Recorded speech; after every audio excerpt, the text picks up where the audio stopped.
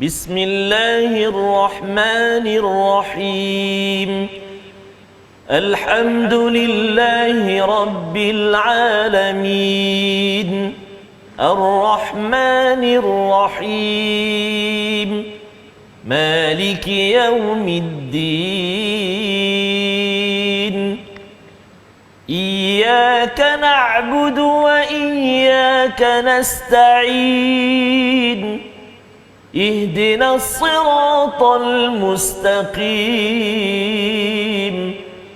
Siratal ladzina an'amta 'alaihim ghairil maghdubi 'alaihim waladdallin.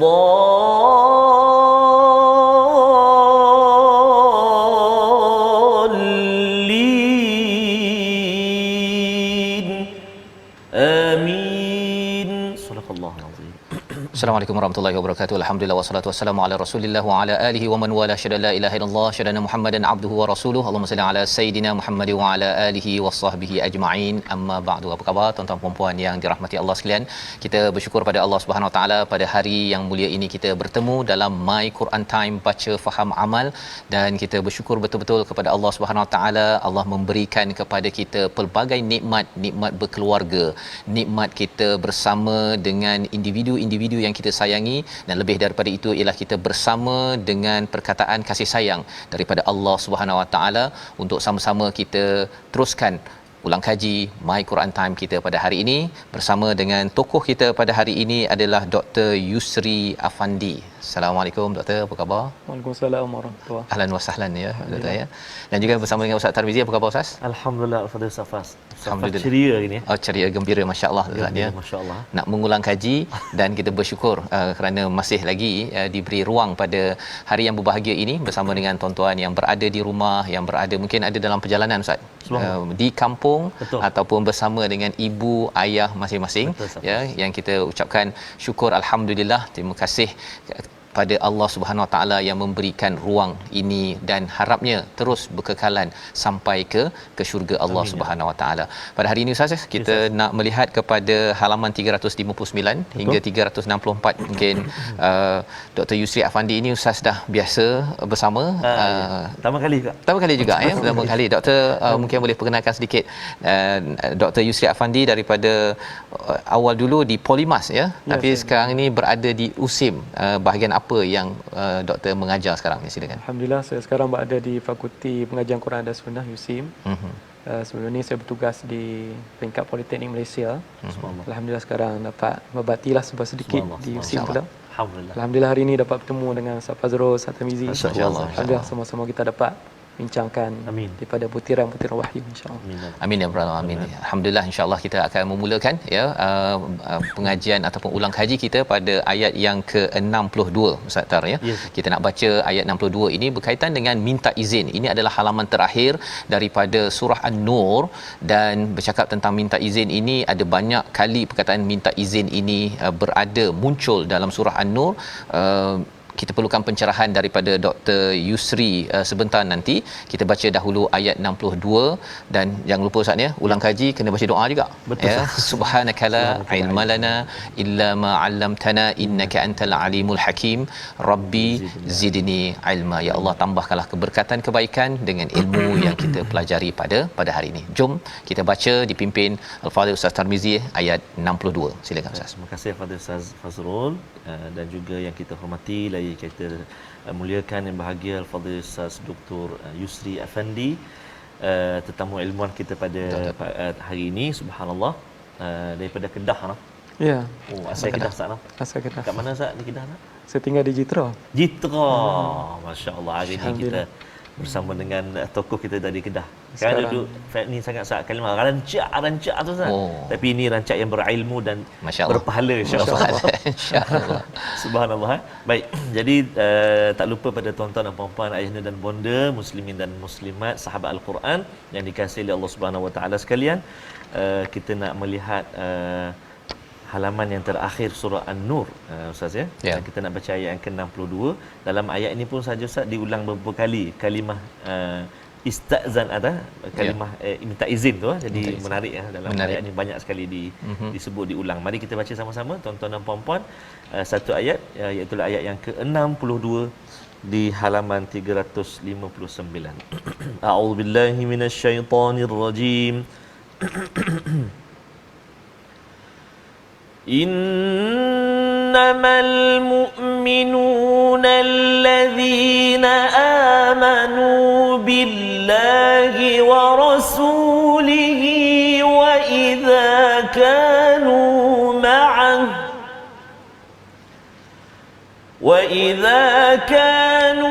ma'ahu ala amrin jamin lam yadhhabu وَإِذَا كَانُوا مَعَهُ عَلَى أَمْرٍ جَامِعٍ لَمْ يَذْهَبُوا حَتَّى يَسْتَأْذِنُوهُ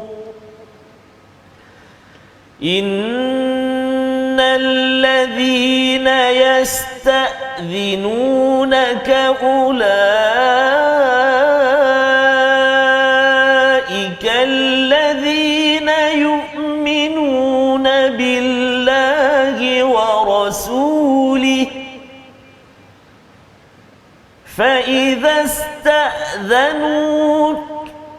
فَإِذَا استأذنوك لبعض شأنهم فأذن لمن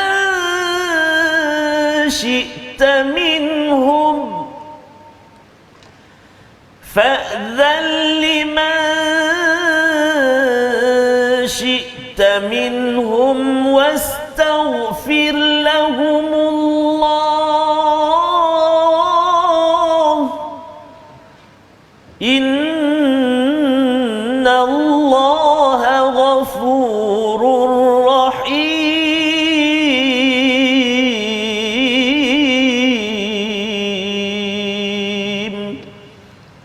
صدق الله العظيم. Surah Al-Azim daripada ayat yang ke-62 surah An-Nur yang disebut orang mukmin adalah orang yang beriman kepada Allah dan Rasul-Nya apabila mereka berada bersama-sama dengan baginda dalam suatu urusan bersama mereka tidak meninggalkan sebelum meminta izin kepadanya. Ini adalah terjemahan sebahagian daripada ayat ini dan terus kita bersama dengan Al-Fadhil Ustaz Dr. Yusri untuk menjelaskan Ustaz ya. Pada ayat 58 ada cerita tentang minta izin masuk rumah, ada minta izin kalau pada waktu-waktu tertentu istilahnya aurat di dalam rumah ya yang disyariatkan dalam surah An-Nur dan dalam ayat ini ada cakap tentang orang beriman ini pada Allah dan Rasul juga minta izin. Kalau boleh Ustaz memberi satu kesimpulan tentang surah An-Nur ini mengapa banyak minta izin? Silakan. Bismillahirrahmanirrahim. Assalamualaikum warahmatullahi wabarakatuh. Assalamualaikum. Alhamdulillahirabbil alamin wa bihi nasta'in. Wassalatu wassalamu ala rasulikil amin wa ala alihi wa sahbihi ajma'in. Amma ba'd. Yang berbahagia Ustaz Fazrul, Ustaz Tamizi, Ibu Ayah, hadir ulama, para hadirin, sidang penuntun yang dirahmati Allah Ta'ala sekalian. Sebagaimana yang disentuh oleh Ustaz Fazrul tadi, memang dapat kita fahami dan surah An-Nur ini mempunyai banyak mesej tentang keizinan kerana keizinan ini merupakan satu perintah daripada Allah Ta'ala yang perlu diraikan. Ini kerana bukan sekadar kita perlu mengikuti arahan daripada Allah dan demikianlah juga kita perlu mengikuti dan meraikan kehormatan ataupun peraturan sesama manusia. Jadi meraikan peraturan dan kehormatan sesama manusia itu dapat dilaksanakan manusia adanya memberi izin melaksanakan keizinan sesuatu perkara. Jika kita tengok pada ayat yang telah dibaca oleh Fadil Ustaz Tirmizi tadi iaitu ayat 62 surah An-Nur, mengikut Imam Ibn Ishaq, ayat ini telah diturunkan bersempena dengan peristiwa keizinan. Ini kerana ketika mana Rasulullah dan para sahabat dalam proses menggali parit Khandaq dalam perang Khandaq ataupun perang Ahzab, Nabi SAW telah mengarahkan seluruh penduduk Madinah atau terutamanya para sahabat untuk menjayakan misi projek pembinaan parit Khandaq tersebut. maklumlah apabila dibina parit ataupun terusan daripada tanah itu memakan masa yang panjang. Jadi para sahabat bertungkus lumus siang malam. Jadi ada kalanya mereka perlu pulang ke rumah. Jadi ada di kalangan sahabat meminta izin, dan celah-celah ini juga kedapatan di kalangan penduduk Madinah, terutamanya di kalangan munafik, mengabaikan meminta izin pada Rasulullah sallallahu alaihi wasallam. Jadi kerana peristiwa inilah mengikut Imam Ibn Ishaq, berdasarkan riwayat asbab nuzul tersebut, menyebabkan Allah Taala menurunkan teguran agar perlu meminta izin pada Nabi sallallahu alaihi wasallam. Dan demikianlah adab kita pada Nabi. Sekini kita menyedari dan memang hakikatnya Rasulullah ini sudah pun wafat. Ya, betul. Tetapi bagaimana nak terjemahkan keizinan itu? Sebagaimana yang saya sentuhkan tadi, apabila kita aplikasi izin, bermakna kita memberi kehormatan pada seseorang. Dalam konteks hari ini, bagaimana kita ingin aplikasi ayat ini menghayati perintah Allah Ta'ala dalam surah An-Nur ini agar diminta izin kepada pihak atasan, dapat kita fahami menerusi 3 wadah. Yang pertama ialah sudah tentulah dapat dikiaskan secara langsung dalam aspek ketenteraan. Kalau tentera tak taat pada komander, kalah perang. Habis. Tidak ada manfaat dalam perjuangan. Jadi memang tentera terikat dengan arahan komander dan sebagainya dalam hierarki ketenteraan. Yang kedua dapat kita tadabbur di sini, kaitkan ialah tentang urusan ulil amri. Perlu taat sepenuhnya titah perintah oleh pihak penguasa, pembesar ataupun kerajaan selagi mana tidak bertentangan dengan kehendak Al-Quran dan Sunnah. Ini jelas bagaimana ayat yang boleh kita kaitkan dalam taat ini sebagaimana nas dalam surah An-Nisa. Ya ayyuhalladzina amanu atti'ullaha wa atti'ur rasul wa ulil amri minkum. Ulil amri di sini bermaksud ialah penguasa. Jadi dalam berurusan perlu mematuhi berurusan untuk hal-hal keizinan dan sebagainya. Manakala hal yang ketiga ialah keizinan ini bukan adalah hal yang besar semata-mata. Jika taat pada Rasulullah pun adalah wajib, begitu jugalah taat kepada pemilik urusan, termasuklah dalam urusan kecil-kecilan yang dianggap kecil tapi sebenarnya besar di sisi Allah. Sebagai contohnya, isteri perlu minta izin pada suami, anak murid minta izin pada guru, para pensyarah, rakyat perlu minta keizinan, minta kebenaran daripada para pemerintah. Demikianlah hasil daripada kita memahami nas ini, dapat kita jalinkan, dapat kita jayakan apa itu hablum minallah wa hablum minan nas. Baik. Terima kasih ucapkan pada Ustaz Dr. Yusri menjelaskan tentang minta izin ini ya, sebagai satu daripada cahaya adab daripada hati yang disinari dengan Al-Quran ya, amat menjaga kepada perkataan, nak balik pun ya, dah bekerja tu pun balik tu dia boleh je, dia istilahnya nyusup ya. Yatasallalun dalam ayat ini ataupun liwadha, tetapi rupa-rupanya itu bukanlah adab ya yang diajarkan, sehingga kan dia memberi kesan kepada cahaya dalam hati seseorang ya, bila bab minta izin pun dah tak berani ya, suka menyusup itu, maksudnya hati itu ada penyakit yang tersendiri dalam menghormati manusia, apatah lagi kalau nak menghormati kepada Allah Subhanahu Wa Taala. Jadi ini adalah tarbiyah pendidikan daripada surah An-Nur, dan kita nak berganjak kepada surah Al-Furqan, surah 25 ya, kalau kita perasan Ustaznya, surah Al-Fatihah Makkiyah, kemudian ada 4 surah Madaniyah panjang, Baqarah, kemudian Ali Imran, An-Nisa dan Maidah. Masuk ke 6 ke 7 surah Al-An'am, surah Al-A'raf Makkiyah. Kemudian 8 9 Al-Anfal dan Taubah Madaniyah. Kemudian 10 sampai kepada 23 itu Makkiyah. Al-Hajj itu adalah Madaniyah sedikit. Masuk An-Nur berat sikit, banyak peraturan. Sekarang ni kita nak masuk pada surah Al-Furqan, surah Makkiyah. Mari sama-sama kita melihat kepada ayat yang ke-9 sebenarnya, yang kita nak beri perhatian pada muka surat 360. Apakah yang Allah nyatakan tentang istilah al-amthal yang berkaitan dengan Nabi sallallahu alaihi wasallam. Kita baca dahulu dipimpin Al-Fadhil Ustaz Tarmizi. Baik, terima kasih Al-Fadhil Ustaz Fazrul, Al-Fadhil Ustaz Dr. Yusri, khususnya tuan-tuan dan puan-puan, ayahanda dan bonda, sahabat-sahabat Al-Quran yang dikasihi oleh Allah Subhanahu Wa Taala sekalian. Bila menjengah kita masuk surah Al-Furqan ini, banyak di antara ayat-ayat dia Ustaz Faz hujung-hujung dia tu ma'iwaq. Ma'iwaq dua harakat, jangan 2 rakaat dua harakat sahaja. Jadi dan juga ada sujud tilawah juga Ustaz nanti, kan, insya-Allah. Saya tak pasti hari ni kita belum hari ni sampai 364 saja kan. Okey. Jadi insya-Allah kita nak melihat ayat yang ke-9, kita nak baca sama-sama. Latihan kita hari ni hujung dia tu mat iwad. Jom kita baca sama-sama insya-Allah. Ya, mat iwad ini maksudnya 2 harakat. 2 harakat Ustaz. Dan bila ada a tu dia a ke boleh a sikit. Tak boleh dia a je. A saja ya. Okey. Kalau dia a setakat tu macam ada hamzah. Ada hamzah. Itu kena berjaga-jaga. Ada tadabbur, ulang kajilah, ulang kaji hari ni masya-Allah. Baik, insya-Allah jom kita baca sama-sama ayat yang ke-9 insya-Allah. A'udzubillahi minasyaitonirrajim.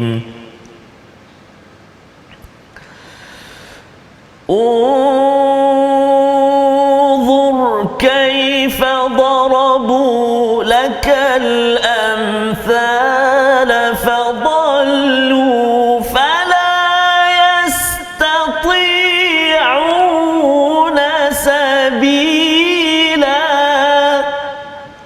صدق الله العظيم. Surah Al-Azim ayat yang ke-9. Perhatikanlah bagaimana mereka membuat perumpamaan tentangmu, tentang Nabi sallallahu alaihi wasallam. Sesungguhnya sesatlah mereka tidak ada jalan untuk menentang kerasulanmu. Dalam ayat ini kalau boleh Ustaz Dr. Yusri menjelaskan apa maksud al-amthal dekat sini, dan Allah menemplak kepada amthal yang diberikan tentang sihir, ya, tentang orang-orang nabi ini ada masalah, mengapa dia manusia biasa je kot kan, mengapa kita nak beriman kepada manusia biasa ini. Kalau boleh Dr. terangkan amsal yang bagus dengan amsal yang tidak bagus dalam konteks Nabi sallallahu alaihi wasallam, silakan. Terima kasih Al-Fadhil Ustaz Fazrul. Apabila kita menatap ayat ke-9 ni, kita dapat tengok bahawa Allah Taala menempelak golongan musyrikin yang banyak menyakiti Rasulullah sallallahu alaihi wasallam. Sebab itu Allah Taala minta tengok balik, renung balik kalimah-kalimah ataupun tuduhan-tuduhan mereka yang mengiris perasaan dan juga cuba mencacatkan perjuangan Islam yang telah dibawa oleh Rasulullah sallallahu alaihi wasallam. Kalau kita tatap dalam surah Al-Furqan ini, di mana sebagaimana disentuh oleh Ustaz Fadrul tadi, ia antara rangkaian daripada surah Makkiyah. Jadi Makkiyah ini sudah kita maklum, masa kita tengok Al-Quran, tengok tafsir, bertadabbur dengannya, ia berkaitan dengan pertemuan Nabi di pihak umat Islam dengan pihak musyrikin. Jadi banyak perihal menceritakan balik apa yang mereka lakukan pada Nabi, apakah sikap yang perlu ditonjolkan di pihak Nabi ataupun umat Islam. Kalau kita tengok bahagian awal daripada surah Al-Furqan ini, antara yang Allah Ta'ala dedahkan amthal. Amthal ni kalau nak ikut dari istilah asalnya mathalun, daripada kalimah mathalun, contoh, perumpamaan. Ia juga boleh dikaitkan dengan istilah tuduhan ataupun tomahan ataupun dakwaan yang tidak sewajarnya. Itu juga maksud daripada amthal. Contoh-contoh, perumpamaan-perumpamaan, tuduh-tuduhan. Di sini kita boleh tatap dalam surah Al-Furqan. Yang pertama ialah mereka menuduh Nabi mengadakan ifkun. Ifkun iaitu pembohongan yang besar. Mereka mendakwa Nabi buat pembohongan menerusi Al-Quran dengan dibantu oleh ahli kitab. Ahli kitab yang terdiri daripada, mengikut setengah riwayat, mereka kata Nabi ini dapat pertolongan daripada Jabar, Yasar dan Adas. Jadi dengan itu dapat tahsilnya Al-Quran. Ini amsal yang batil. Jabar, Adas tu siapa tu Ustaz? Itu di kalangan musyrikin. Mereka ni sebenarnya adalah hamba abdi. Oh gitu. Tapi ada perkebolehan terhadap kitab-kitab lama. Jadi mereka digelarkan sebagai ahli kitab. Jadi mereka dituduh, mereka ini dikatakan bersekongkol dengan Nabi untuk hasilkan Al-Quranul Karim. Tetapi kalaulah Nabi ambil fakta daripada 3 orang ni misalnya, kenapa di dalam Al-Quran sebagai contoh dalam surah Ar-Rum ada cerita tentang future, masa depan. Kan ghulibatir Rum, telah dikalahkan Rom. Kemudian Allah Taala sebut selepas itu, selepas Rom dikalahkan, nanti Rom pula akan menang, iaitu Rom akan menang pada masa fi bid'i sinin, dalam masa tempoh yang terdekat, tahun yang terdekat. Jadi macam mana pihak itu boleh tahu tentang hadapan? Ini mustahil. Amsal yang lain ialah mereka mengatakan Nabi ini belajar bukratan wa asila, pergi belajar Quran pagi, ni pagi dan petang. Maknanya atensi pergi belajar. Kalau betul Nabi bersungguh belajar itu, maknanya Nabi dapat kumpulkan segala maklumat tentang wahyu dalam konten yang padat, konten yang sudah tamat. Tetapi Al-Quran, Allah Ta'ala sendiri akui dalam surah Al-Furqan, telah diturunkan bukan jumlatan wahidah, bukan sekaligus. Sikit-sikit ya. Sepatutnya kalau Nabi telah belajar intensif, Nabi patut cepat-cepatkan misi kepalsuannya, misi untuk mempengaruhi dengan konten yang dia akui sangat berkesan ini perlu didedah semuanya, tapi tak. Ini kerana Al-Quran itu telah ditentukan Allah turun secara berperingkat-peringkat. Antaranya lagi adalah mereka mendakwa Nabi ini betulkan Nabi sebab dia makan makanan manusia biasa. Kemudian Nabi ini berjalan di pasar. Jadi mereka kata, betul kan Nabi ni? Sebenarnya mereka ingin menghina Nabi. Kerana Nabi ni terpaksa pergi cari makan, pergi bertemu manusia. Alangkah baiknya kalau Nabi ni betul utusan Tuhan, perlu dikirimkan malaikat bersamanya beriringan dalam perjuangan. Tapi sebenarnya mereka tak mau ikut pun Nabi sallallahu alaihi wasallam. Sebagaimana yang Ustaz Fazrul nyatakan, bukankah Nabi itu manusia? Bukannya malaikat? Kerana kalaulah Nabi itu daripada elemen fizikal yang lain, nasib manusia tak dapat mencontohi apa itu ajaran tingkah laku Nabi. Kerana kalau bukan manusia, macam mana nak tiru bab makan minum, macam mana nak tiru keperitan ketika mencari rezeki, macam mana nak tiru macam mana pergaulan Nabi dengan masyarakat. Sebab itulah Nabi sallallahu alaihi wasallam telah diutuskan sebagai manusia. Sebagaimana akhir surah Kahfi, yang saya percaya tuan-tuan, puan-puan sidang pendengar, penonton, kita dah tatap menerusi wacana My Quran Time ini. Pada akhir surah Kahfi, Allah Ta'ala menyebut hakikat tentang Nabi itu, qul innama ana basyarum mithlukum, katakanlah wahai Nabi Muhammad bahwasanya aku ni manusia seperti kalian, cuma dalam ayat tu nyatakan yuha ilai, aku diberi wahyu. Menarik, itulah bezanya. Maksudnya manusia biasa tapi diberikan wahyu kan. Yang itu yang ekstranya itu yang kita nak belajar daripada Nabi.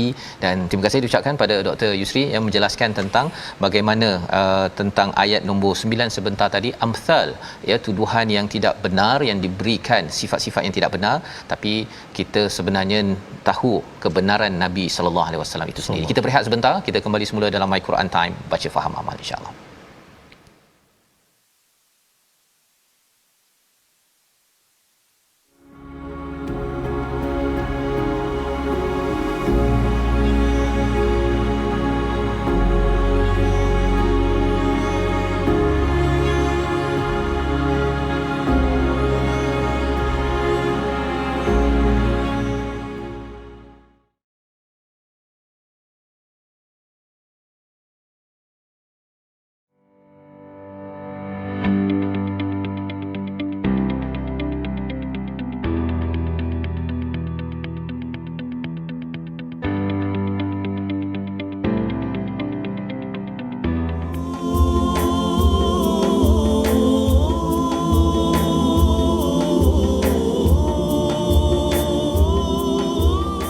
أعوذ بالله من الشيطان الرجيم ويوم يحشرهم وما يعبدون من دون الله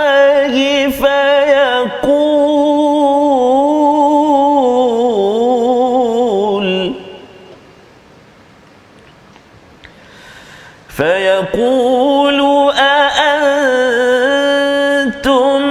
أضللتم عبادي هؤلاء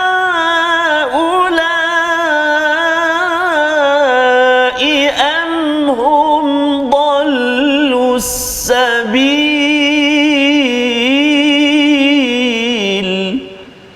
صدق الله العظيم.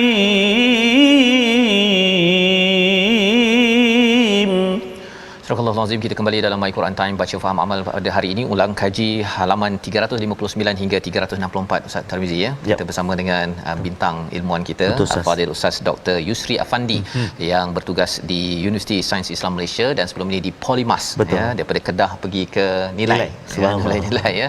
Dan hari ini kita sudah pun melihat kepada dua halaman dan kita nak menyambung kepada ayat 17 sebentar tadi, di mana apabila Allah menyatakan dan ingatlah pada hari ketika Allah mengumpulkan mereka mereka bersama apa yang mereka sembah selain Allah. Lalu dia berfirman, adakah kamu yang menyesatkan hamba-hambaku, atau mereka sendiri yang sesat daripada jalan yang benar. Perkataan adlaltum ini sebenarnya ada kaitan dengan dal, ya, biasa kita baca Ustaz Dr. Yusri, ya, dalam surah Al-Fatihah kita, waladdallin, kita tidak mahu jadi orang yang sesat. Tetapi dalam ayat ini ada dua sudut, ya. Allah bertanya kepada mereka yang dikumpulkan. Kalau boleh Ustaz jelaskan mengapa penting memahami ayat 17 ini kepada kita zaman ini, silakan. Terima kasih yang berbahagia Ustaz Fazrul. Ayat ini adalah paparan fenomena yang akan berlaku di negeri akhirat kelak, iaitu di padang mahsyar. Dalam ayat ini Allah Ta'ala mengeluarkan firman-Nya dalam bentuk kemarahan ataupun kemurkaan kepada golongan musyrikin di atas dosa syirik yang mereka lakukan. Sebab itu di dalam Al-Quran, golongan musyrik ini juga kadang disebut sebagai mujrimin, penanggung dosa-dosa besar, kerana tidak ada dosa yang lebih besar daripada dosa mensyirikkan Allah Subhanahu wa taala. Jadi sebelum golongan ini akan dicampakkan ke dalam neraka, ketika suasana di akhirat itu sebenarnya ditentukan laluan sama ada ke syurga atau neraka. Sudah tentu yang beriman akan ke syurga, golongan yang kiri akan ke neraka. Rupa-rupanya suasana sebelum masuk itu pun merupakan satu sesaan. Sebab itu Allah Ta'ala bersoal jawab. Kerana soal jawab itu, firman Allah ketika itu juga merupakan satu sesaan.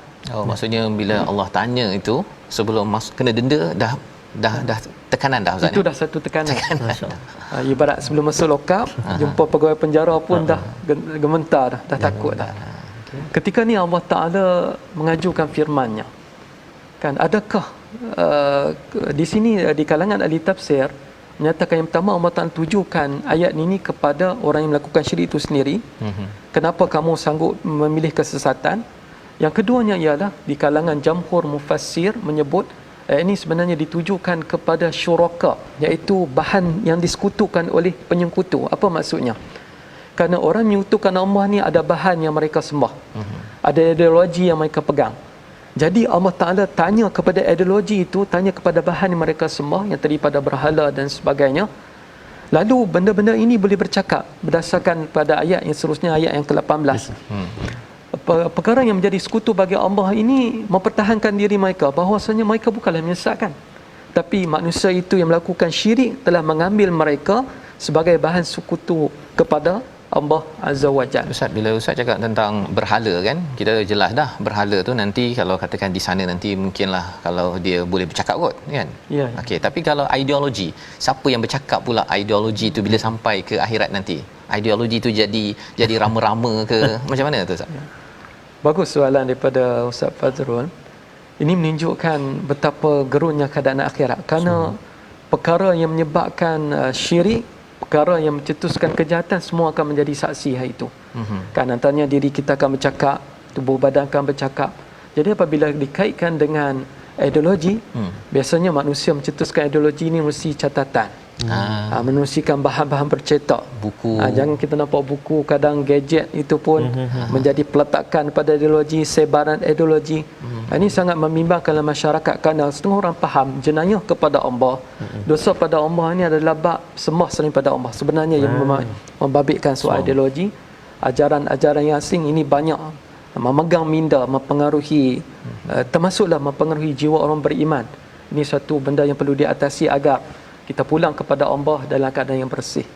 Itu antara ayat yang Allah Ta'ala sebut yang patut kita fikir supaya kita mengawasi diri daripada terjebak kepada kancah yang tidak dibenarkan oleh Allah, seperti kancah syirik, kancah menduakan Allah. Misalnya qulid'u syuraka'akum min dunillah, panggillah sekutu selain pada Allah untuk mempertahankan, tetapi pada hari itu tidak ada langsung pertolongan melainkan hanya rahmat daripada Allah.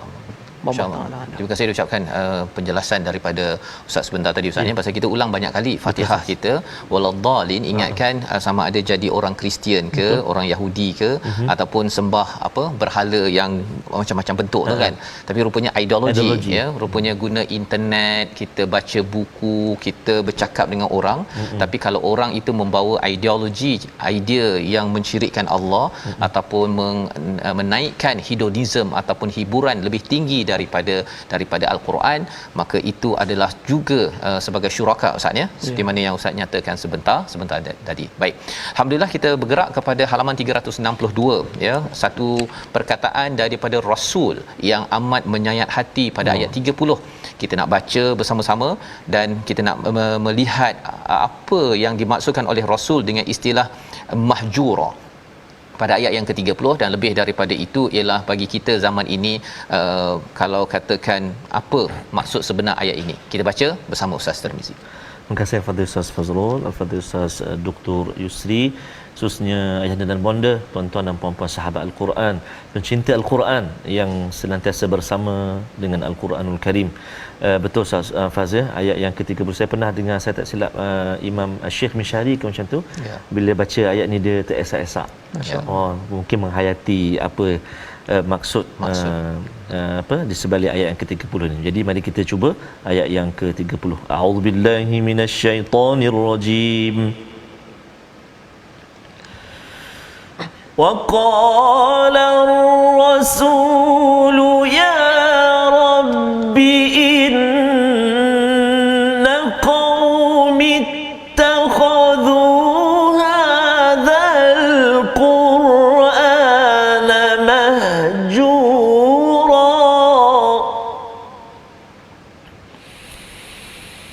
wa qala ar-rasulu ya rabbi inna qaumi ittakhadhu hadzal qur'ana mahjura sadaqallahul azim. Surah Al-Azim. Dan Rasul Nabi Muhammad sallallahu alaihi wasallam berkata, ya Tuhanku, sesungguhnya kaumku telah mengabaikan Al-Quran ini. Ittakhadhu hadzal qur'ana mahjura. Apakah maksud daripada istilah mahjura ni Ustaz ya? Pasal ada di kalangan yang biasa dia kata saya tak biasa baca Quran kan. Ada yang saya kata saya dah biasa baca Quran tapi saya tak faham, saya bukan orang Arab kan. Jadi adakah doa ni termasuk kepada orang Melayu sekali ya? Dan doa ni sebenarnya Nabi baca ni dekat mana ni? Dekat dulu zaman dahulu kala ke ataupun di akhirat nanti? Silakan. Terima kasih Ustaz Fazrul, Ustaz Tirmizi dan sidang penonton yang dirahmati Allah Ta'ala sekalian. Alhamdulillah kita sekarang berinteraksi dengan erat dan rapat kepada Al-Quranul Karim, yang mana fungsi Al-Quran ini adalah untuk sepanjang zaman. Jadi walaupun hal ehwal surah Al-Furqan ini adalah tentang penentangan musyrikin, tetapi kita dapat fahami penentangan, herdikan, pengabaian Quran ini akan sentiasa berlangsung sehinggalah hari kiamat. Jadi golongan yang memanfaatkan, menghargai Quran akan menjadi golongan akan dihargai oleh Allah dan Rasul di negeri akhirat kelak. Bukan nanti di akhirat, bahkan di dunia. Siapa yang dekat dengan Quran, cinta pada Quran, mengambil intipati ajaran Allah dan Rasul, pasti akan sejahteralah hidupannya di dunia dan di akhirat. Sepakat di kalangan ahli tafsir Ustaz Fazrul bahawa ayat ini merupakan rintihan Nabi sallallahu alaihi wasallam. Kerana Nabi dia punya sentimennya mahukan umat bukan sekadar di zaman baginda, termasuklah yang lain umat yang menyusul di kalangan umat ini. Dalam hadis kita boleh tengok Nabi ni amat berharap agar risalah Islam diambil sepenuh hati. Jadi bila kita bincang tentang risalah Islam, dia based on kepada bersumberkan pada Quran dan juga sunnah serta sumber-sumber syarak yang lain. Bila kita bincang tentang ayat ke-30 ini, Rasulullah sallallahu alaihi wasallam merintih, kenapalah umatku ini telah mengambil Al-Quran ini sebagai bahan ejekan dan juga sesuatu yang dipersiakan. Itu juga maksud daripada mahjura. Ini merupakan rintihan Nabi sallallahu alaihi wasallam semasa di atas dunia. Kalau kita tengok bukan sekadar zaman Nabi, Nabi tertekan, Nabi sedih kerana kenapa benda yang murni ini dapat ditolak. Sepatutnya diterima kerana nak menyelamat. Misalnya ada musyrikin datang depan Nabi dengar tapi balik kecam Nabi. Kerana ini pun ada. Dakwah itu baik, Al-Quran itu baik, tetapi tak dapat terima hakikat kebaikan. Dia masih lagi nak pegang pada ajaran lain, masih menyatakan Quran ini ada kekurangan. Sikap demikian adalah mahjura. Jadi kalau kita nak kasih sayang Nabi, nak bantuan Nabi di akhirat, pastikan kita jangan mengabaikan Al-Quran. Jangan kita menjayakan kehendak ataupun perancangan barat yang mau memisahkan umat daripada berpegang Al-Quran. Sedia kita maklum, dalam tinta sejarah pernah berlaku William Gladstone yang merupakan Perdana Menteri Britain pada abad 19 pernah junjung Al-Quran. Dia mengatakan kita tak dapat kuasai umat selagi mana mereka berpegang dengan perkara ini. Kita tak akan dapat menewaskan mereka selagi mana mereka berpegang dengan Al-Quran. Dan bicaranya yang lain, beliau juga menyebut, William Gladstone menyebut, kita akan dapat kuasai mereka sekiranya mereka meninggalkan 3 aspek. Yang pertama ialah solat jamaah, ataupun diterjemahkan sebagai solat Jumaat. Yang kedua, ibadah haji dipersilakan, dah tak mahu tunaikan perintah Allah, tunai haji. Manakala yang ketiga, sudah tentulah apabila umat Islam sudi meminggirkan Al-Quran, maka mereka akan diratah, mereka akan dikuasai, senang dipengaruhi oleh pihak musuh Islam. Bukan semua pihak barat memilih musuhi Islam, hanya segelintir. Walaupun segelintir, jangan kita menjadi bahan yang akan memudahkan mereka dalam menguasai kemarahan ataupun kebangkitan Islam sepanjang zaman. Mudah-mudahan dalam konteks kita pula yang terakhirnya dalam kupasan ayat ini, saya berharap pada saya, Ustaz Fazrul, Ustaz Tirmizi dan semua sekali sidang penonton, kalau kita tak mahu mengamalkan Quran, apa kena buat? Apa yang kita kena buat hari ini? Apa kita kena buat? Iaitu salah satunya kita tuntun siri ni lah. Kan ni antara inisiatifnya.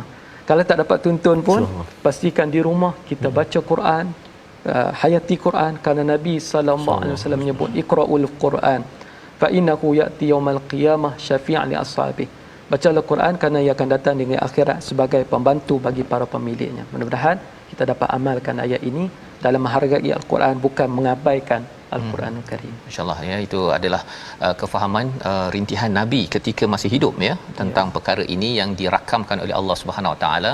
Dan moga-moga tuan-tuan dengan komitmen tuan-tuan ya, mengikuti My Quran Time ataupun program-program lain pun ya, belajar dengan ustaz ustazah ataupun sendiri melihat kepada isi kandungan Al-Quran itu adalah sebagai satu kesungguhan kita bahawa kita tidak termasuklah di kalangan mahjura ini ustaz ya, kerana ia adalah satu rintihan bila orang yang paling kita sayang ataupun dalam hidup kita, orang yang kita sayang dia yang merintih kan, yang itu memang susah ceritanya tu kan, yang kita harapkan bukan kita daripada golongan itu.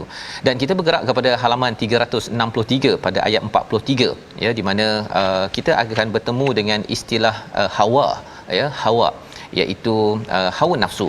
Mari sama-sama kita baca ayat 43 muka surat 363 untuk kita melihat maksud hawa ini apa sebenarnya. Adakah ia berkaitan dengan cara hidup kita ataupun apa yang dilihat berkaitan dengan ketuhanan pada ayat ini. Kita baca dahulu bersama Ustaz Tirmizi. Terima kasih Al-Fadhil Ustaz Fazrul, Al-Fadhil Ustaz Dr. Yusri Afandi, tuan-tuan dan puan-puan, sahabat-sahabat Al-Quran yang dikasihi lagi dimuliakan Allah Subhanahu Wa Taala sekalian.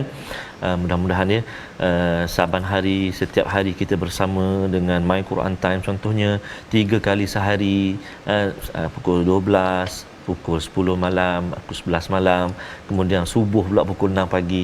Mudah-mudahan Ustaz doktor ya, memberi kekuatan kepada kita untuk kita tak tergolong dalam orang yang menjadikan Al-Quran itu mahjura. Amin ya rabbal alamin. Kita baca sama-sama sekarang ayat yang ke-43 halaman 363 bawah sekali ya. A'udzubillahi minasyaitonirrajim. أرأيت من اتخذ إلهه هواه أفأنت تكون عليه وكيلا صدق الله العظيم. Surah Al-Azim ayat 43. Sudahkah engkau Nabi Muhammad melihat orang yang menjadikan keinginannya sebagai tuhannya? Adakah engkau menjadi pelindungnya? Istilah yang digunakan dalam ayat ini Ustaz Dr. Yusri ialah hawa ya. Allah mempersoalkan mereka yang mengambil hawa ini sebagai tuhan. Apa maksud hawa sebagai tuhan di sini? Pasal tadi Ustaz cakap tentang berhala, okey kita jelas. Ideologi daripada buku, daripada orang, hawa itu dekat mana pula tu? Dia punya kesannya yang Allah berikan amaran dalam ayat ini. Sila. Apabila kita menatap ayat 43 daripada surah Al-Furqan, sebenarnya hala tuju ayat ni bukan sekadar kepada pihak musyrikin ataupun pihak kafir di era Nabi sallallahu alaihi wasallam. Bahkan ayat ni juga sebagai muhasabah kepada setiap manusia yang telah mempunyai panca indera dan telah ditentukan Allah sebagai manusia di alam ini. Lebih dahulu sebelum saya bincangkan apa itu maksud Hawa kan, ayat ini diturunkan Allah Ta'ala rintitan daripada ayat sebelum itu kerana Nabi Muhammad telah menerima kecaman, tuduhan serta hadikan daripada segenap penjuru. Antaranya Nabi terima kecaman, tuduhan daripada kerabat yang terdekat, umpamanya seperti Abu Jahal. Abu Jahal ada sebut yang telah dirakamkan Allah dalam ayat sebelum itu, iaitu ayat 41. Ahadzal ladzi ba'athallahu rasulah. Ini ke rasul yang telah diutuskan. Nampak manusia biasa saja yang makan minum, jalan di pasar, tak ada hartanya lebih, tak ada kekayaan. Ini ke rasul yang patut kami ikut. Maka ayat selanjutnya berkaitan juga, ayat ini dipanggil munasib. Ada kaitannya kerana orang yang bercakap demikian adalah orang yang telah ikut hawa nafsu. Kerana Abu Jahal serta beberapa penentang yang lain, mereka faham bahawa Quran itu sebenarnya betul. Nabi Muhammad itu betul, jernih mukanya, baik akhlaknya, tidak kecacatan dalam pergaulannya. Tapi mereka tak mahu terima kerana mereka lebih mengikuti hawa nafsu. Diriwayatkan dalam tafsir Ibnu Abbas, atau tingkah laku mengikuti nafsu ini berlaku pada Arab jahil, seorang Arab jahiliah. Dia ni gemar mengutip batu untuk disembah. Dia pilih batu, disembah. Tiba-tiba pada satu hari dah ada orang jual batu cantik lagi. Dia kata ni made in Korea ni. Dia pilih batu ni, dia sembah batu ni pula. Tindakan ini disebabkan Ibnu Abbas mengulas kerana dia telah mengikut hawa nafsunya. Konteksnya lain, kita kena fahami juga, adakah kita terlibat, manusia lain daripada musyrikin adakah terlibat menjadikan nafsu ini sebagai pegangan, sebagai garis panduan dalam bertindak, dalam membuat sesuatu? Adakah kita mempertuhankan nafsu? Apakah maksud nafsu ini ataupun hawa? Hawa ini kita jangan sangka dia sebagai kehendak melakukan sesuatu, makan minum, syahwat dan sebagainya. Nafsu ni juga adalah kaitan dengan sesuatu yang difikirkan oleh akal, suatu kehendak diri yang menyenangkan. Kerana agama ni kadang kita tengok nampak macam memenjara, sebenarnya tak. Agama mensejahtera. Dia nak pilih perkara yang senang je lah hidup. Itu bermakna telah mengikut nafsu, kehendak akal yang tidak bertuhankan Allah. Maka siapa yang ada prinsip ni, nak buat sesuatu tengok akal, tengok sesuatu nak pilih yang mudah je, kerana ikut syariat nanti suka. Jadi maknanya dia telah menjadikan nafsu itu sebagai rujukan, sandarannya, ataupun disebut sebagai Tuhan dalam ayat. Tuhan maknanya tumpuan utama. Jadi awasi kita ada bersikap demikian, kita langgar hukum hakam kerana kita nak menyenangkan diri. Sebab itulah dalam hadis Nabi sallallahu alaihi wasallam ada menyebut min husnil Islam al-mar'i tarku ma la ya'ni. Daripada keelokan peribadi seorang muslim ialah meninggalkan sesuatu yang tidak berfaedah padanya. Kerana perkara yang tidak berfaedah selalunya lazimnya selari dengan mengikut hawa nafsu. Terima kasih ucapkan kita dapat awasi diri kita daripada terjebak menjadikan nafsu sebagai rujukan ataupun Tuhan dalam hidup. Terima kasih ucapkan pada Dr. Yusri menjelaskan tentang istilah hawa ini sendiri, maksudnya mengikut kepada keinginan akal tanpa berasaskan kepada panduan daripada Allah, daripada Quran itu sendiri. Dan moga-moga tuan-tuan bukan sekadar kita membaca Al-Quran, kita memahaminya, kita memperjuangkannya, dan kita berdoa pada Allah Subhanahu Wa Taala, kitalah walaupun sedikit kita share, kita beritahu kepada kawan tentang Quran dan isinya ini, kita amalkan. Harapnya Allah terima amal kita, dan kita berdoa di hujung ini bersama Al-Fadil Ustaz Tarmizi Abdul Rahman. Silakan. A'udzubillahi minasyaitonirrajim. Bismillahirrahmanirrahim. Alhamdulillahi rabbil alamin, wassalatu wassalamu ala asyrafil anbiya'i wal mursalin wa ala alihi wa sahbihi ajma'in. Allahumma salli ala sayyidina Muhammadin wa ala ali sayyidina Muhammad. Allahumma ya Allah wa ya Rahman wa ya Rahim, ampunkan dosa-dosa kami ya Allah, ampunkan dosa mak ayah mertua kami ya Allah, ampunkan dosa mak ayah kami ya Allah, muslimin dan muslimat bi rahmatik ya arhamar rahimin. Ya Allah ya Tuhan kami, jangan golongkan kami menjadi hamba-hambamu yang mempermain-mainkan Al-Quran. Ya arhamar الراحمين اللهم إنا نعوذ بك من البرص والجنون والجذام ومن سيء الأسقام وصلى الله على سيدنا محمد وعلى آله وصحبه وبارك وسلم والحمد لله رب العالمين. تقبل الله. Amin ya rabbal alamin. Moga-moga Allah mengabulkan doa kita, dan saya mengucapkan ribuan terima kasih kepada Al-Fadhil Ustaz Dr. Yusri Afandi yang bersama kita pada hari ini. Terima kasih doktor ya sudi bersama, dan harapnya sudi lagi ke teratak My Quran Time kami ini, dan terima kasih diucapkan pada tuan-tuan. Terus kita bersama menyumbang dan mengaktifkan tabung gerakan Al-Quran sebagai satu daripada perjuangan Al-Furqan yang dinyatakan dalam surah ini, dan harapnya kita bertemu lagi pada hari ini, pada malam ini, ulangan pada hari esok, dan halaman baru dalam My Quran Time, baca, faham, amal, insya-Allah.